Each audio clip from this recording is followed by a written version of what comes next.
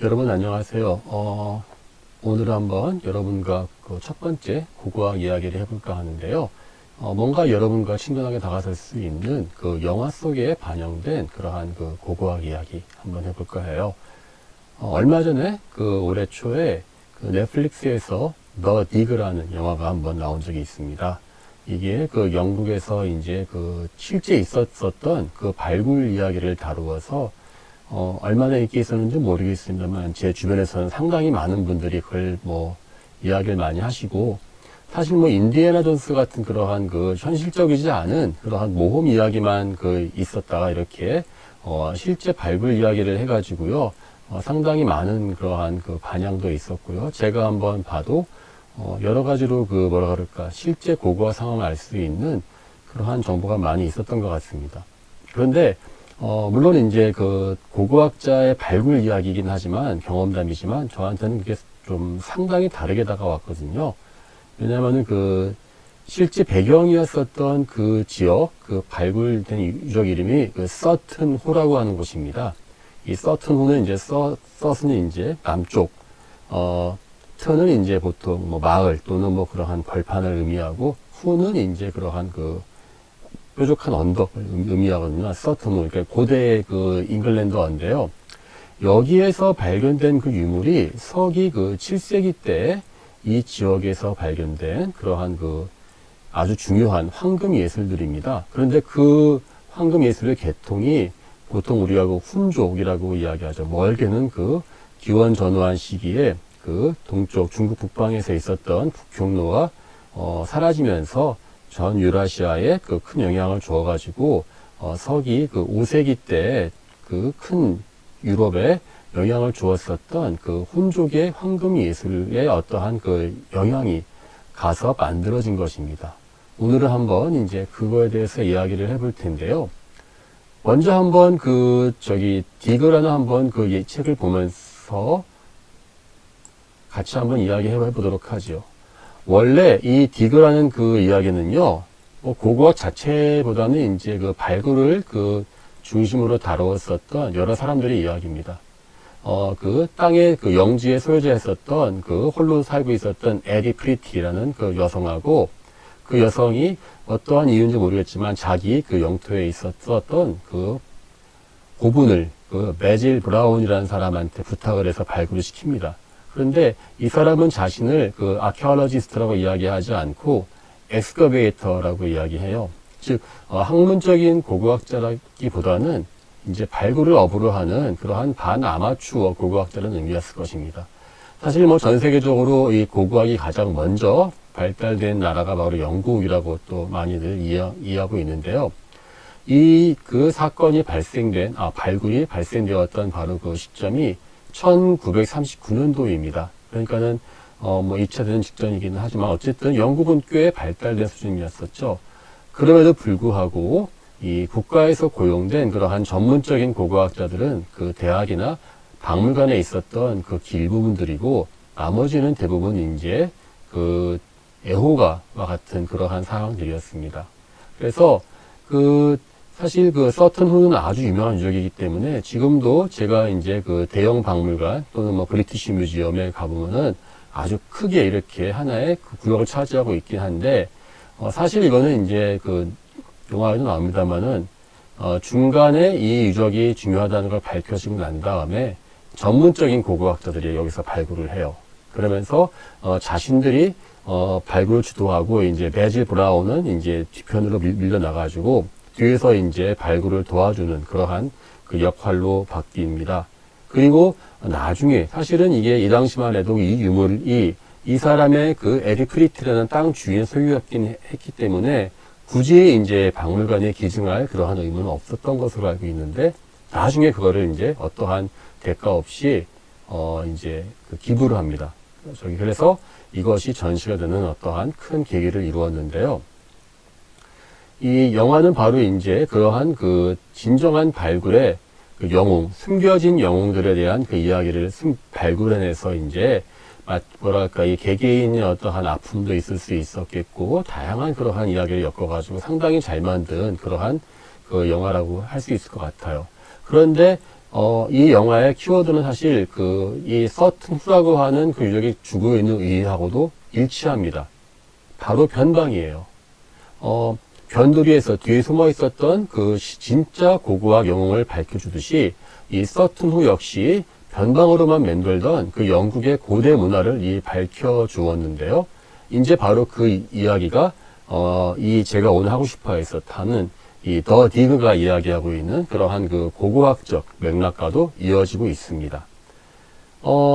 이 서튼 후는요, 사실 앵글로 섹슨이라고 하는 동잉글랜드 왕국의 사람들이 만든 그러한 무덤이라고 이야기합니다. 그런데, 이것이 물론 이제 정확하게 누구의 왕이다라고 하는 그러한 이름은 나오지 않았어요. 그래서, 다만 추측컨대 라드발드라고 하는 사람, 약 한 624년에 죽은 것으로 알려져 있는데, 아마 그 사람의 무덤일 것이다는 어떠한 설만이 있는데, 정확하게는 알 수가 없어요. 나온 게 없으니까. 그런데, 이게 보면은 거대한 배 모양의 관을 만들어서 묻습니다.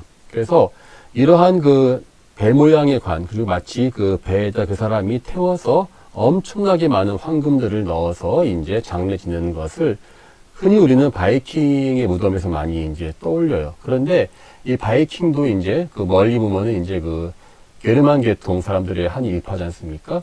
이게 중세 시대 게르만 계통 사람들 사이에 널리 퍼져 있는 풍습이에요. 우리 얼핏 생각하면은 바다를 다니는 사람들이니까 이 사람들은 배에다 묻었을 것이다. 그것이 아마 반은 맞고 이 반은 틀릴 거예요. 왜냐면은 반드시 배를 탄다고 배에다 묻는 경우는 사실 꼭 일치하진 않거든요.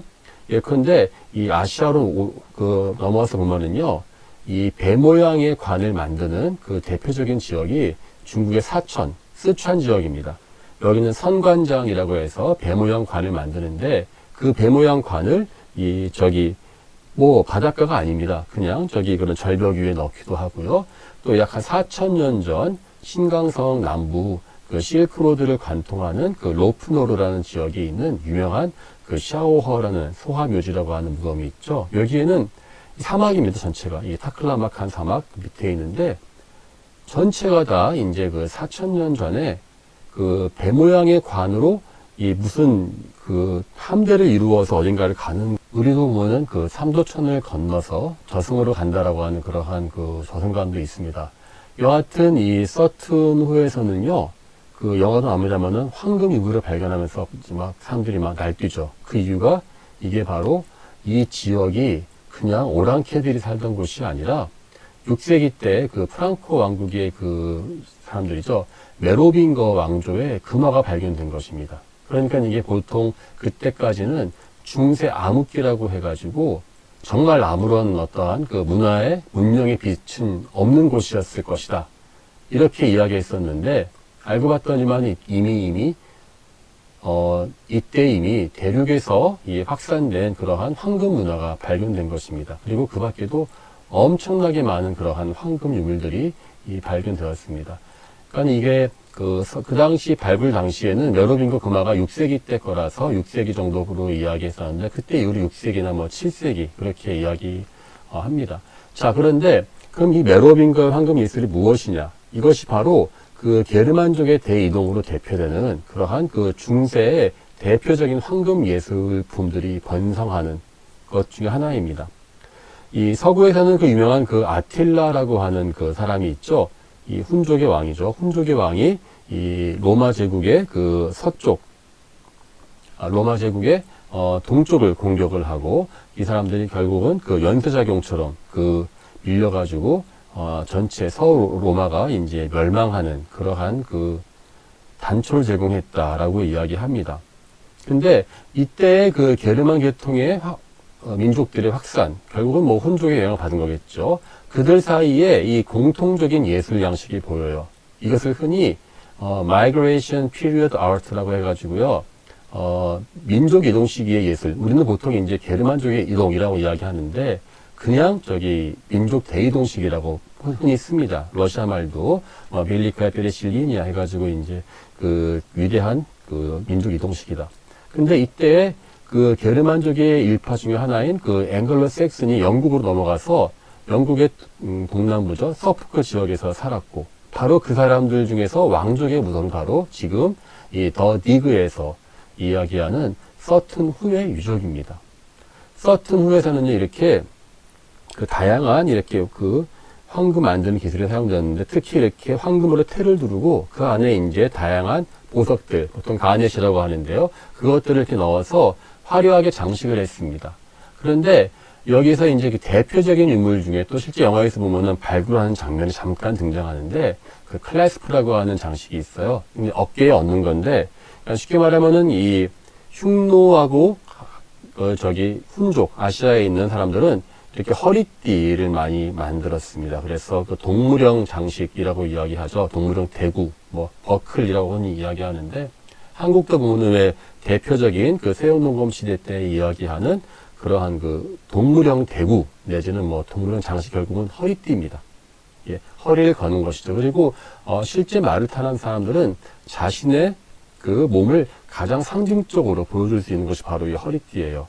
우리가 흔히 생각하는 이 금관은 아닙니다. 금관은 유럽 사람들이나 한국에서 나오죠. 이 유목민들은 썼다가는 무거워서 탈 수가 없어요. 자, 그러면 이제 이 유럽 사람들은 자신들에게 맞는 그러한 옷을 옷에 이제 포인트를 주고 장식을 하면서 거기에 가장 자신의 비싼 귀금속을 장착시키는 방법을 씁니다. 바로 그것이 옷깃을 여미는 그 피불라라고 하는 그러한 그 고리가 있고요. 또 하나가 이제 클래스프라고 해서 어깨를 고정시키는 역할을 하는 것을 합니다. 그래서 이 각자의 기호에 맞게 쓰였지만은 황금을 만드는 기술 자체는 이 넓게 훈족의 그러한 예술에서 기반했고, 그 기본적인 자신들의 그러한 그 전통이 계속 이어집니다. 물론 이제 각 문화와 기호에 맞게 계속 변형이 되고 있었지만은 기본적으로 이제 쓰는 기법이 그 르프세라고 해서 이제 타출 기법, 그리고 자잘한 알갱이들을 갖다가 넣는 그러한 그 누금세공, 그리고 보석을 넣는 그러한 상감 기법이라고 하는 세 가지가 있고요. 또 이렇게 그 다양한 기하학적 무늬를 넣는데요. 보다시피 기하학 무늬지만 이게 그냥 이렇게 기하학이 아니라 바로 이 동물 장식입니다. 이러한 동물 장식은 나중에 이 나폴레옹 시절에도 이것을 쓸 정도로 상당히 널리 그리고 오랫동안 수록되었습니다. 그래서 이렇게 유럽 전역에 이게 그 중세 그 다크 에이지라고 하죠. 중세 암흑기인 줄 알았더니만 이게 암흑기가 아니라 그들만의 독특한 예술을 갖고 있었다. 그리고 그것이 그러한 뭐 여르빙거 왕조는 그 당시에 중세를 대표하는 왕조였는데, 그러한 예술의 또 문화 영향은 영국까지도 확산되었었다라고 해서 그렇게 이 더 디그에서 나오는 서튼 후가 널리 주목받았었던 바로 그 예가 되어 있습니다. 그러니까 마치 비유하면 이게 마치 훈족 시대에 그 다양한 유물들이 동쪽으로 멀리 신라까지 유물의 이 기술이 확산돼서 전래됩니다. 일본 같은 경우는 일본까지도 이야기하기도 합니다만은, 그리고 이 서쪽으로는 멀리 영국까지 이제 발견된 것이었죠. 그래서 이때 이제 그 게르만족의 대이동이라고 하는 것은요, 사실 그 동고트족 같은 경우는 도나우족과 이탈리아, 지금 말씀드렸던 프랑크족은 서부 독일, 그 다음에 앵글로색스는 영국. 근데 이 사람들은 그 로마 문명권에서는 공통적으로 바바리안이라고 했어요. 야만인족이죠. 예. 그래서 이것들이 결국은 아무것도 모르는 무식한 사람을 쉽게 죽이는 사람들, 그렇게 생각할지 모르겠지만 실제로는 그렇지가 않고 동유럽의 바바리안들은요, 금세공 기술이 물론 기본적인 그 유목민들이 갖고 있었던 전통 기술에다가 로마의 공예 기술까지도 이 사람들이 배워서 숙달했어요. 이게 당연한 원리인 게요, 철저하게 그러한 그 금세공 기술자들은요, 자신들에게 그러한 그 유물을, 그 물건을 주문하는 그 주문자들의 입맛에 맞출 수밖에 없습니다. 그러면은 원래 갖고 있는 자신의 실력에다가 계속 그 주문자들이 원하는, 그러니까 주문자 결국은 이제 그러한 왕조들 내지는 그러한 그 귀족들이겠죠. 그래서 이 특히 금세공 기술들은요, 우리의 상상을 초월하게 엄청나게 넓은, 그러니까 국가를 초월해서 갑니다. 우리 보통 어떠한 특정 나라의 특정 전통 생각할지 모르겠지만 이거는 보통 국가를 초월합니다. 청동 장인들은 누가 쉽게 옆에서 모방할 수 없기 때문에 각 나라의 귀족들 내지는 그러한 왕들에게만 계속 따라서 전리되는 것이죠. 한번 요즘으로 많이 비유하면 이런 것이죠. 아마 우리 최고급 외제차가 있다고 칩시다. 그러면 외제차가 예컨대 이탈리면 이탈리, 독일에서 만들어진다고 치면은 그것이 사방으로 확산되어 가는 과정은 점진적으로 이탈리 다음에 동유럽, 시베리아, 바이카루스, 한국 이렇게 가지 않아요.